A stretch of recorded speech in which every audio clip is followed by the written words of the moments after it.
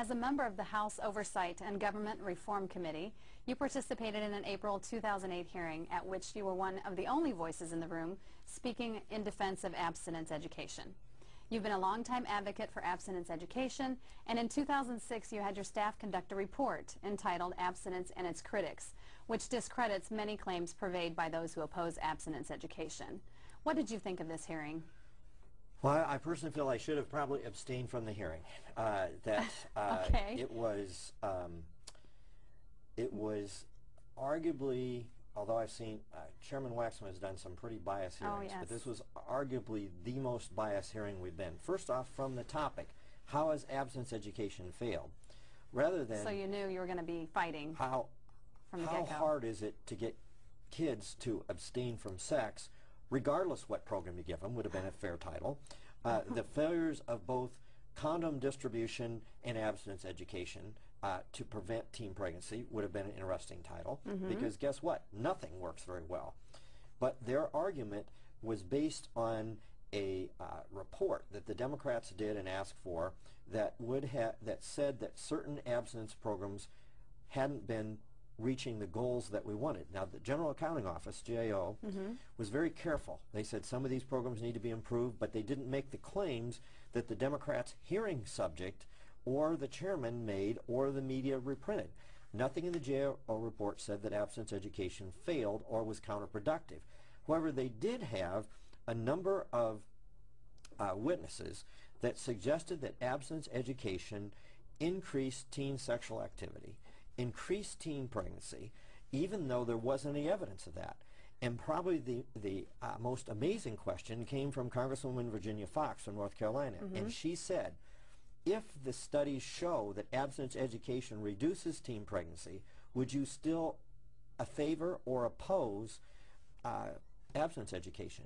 And all but one of the Democratic witnesses, 6 of them, said they would oppose abstinence education even if data showed that it worked, which showed this wasn't a hearing about the effectiveness of abstinence education. It was objecting to teaching morality. One of the members of Congress who's said to them, isn't this futile?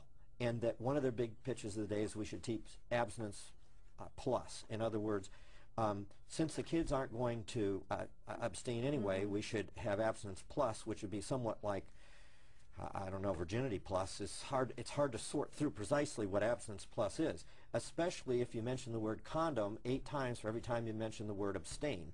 It's hard to argue that, which is what abstinence plus programs do. Okay. Then they argued, well, you shouldn't have been comparing words. Well, that was the whole point. You shouldn't have been word counting, but that's what you said, is that it was abstinence plus, but it's not abstinence with a little bit of, and if you don't, it's a, don't do it, but here's what to do, since you're not going to listen to me anyway. I asked one of the members of Congress, so do you favor a no smoking plus? In other words, smoking's bad, but since we know you're going to smoke anyway, here's the advantages of low tar cigarettes, here's medium tar cigarettes. If you smoke it a certain way, if you only smoke half the cigarette, and you spend 8 times as much money on giving him explanations of how you can have safe smoking, quotes. And you know what he said? What did he say? That's a good point. Yes, it's a good point. It happens to be at the core of the subject. I was particularly offended when 2 young people that were added to the supposed scientist panel. And how young were these people, these witnesses, so to speak? I thought initially they were 18 to 22, but I think they were more in their late 20s. And they said one had AIDS, and he said if it hadn't been for an abstinence program that didn't give him instruction on how to put the condom on correctly, he wouldn't have gotten AIDS. In other words, it's everybody's fault but his.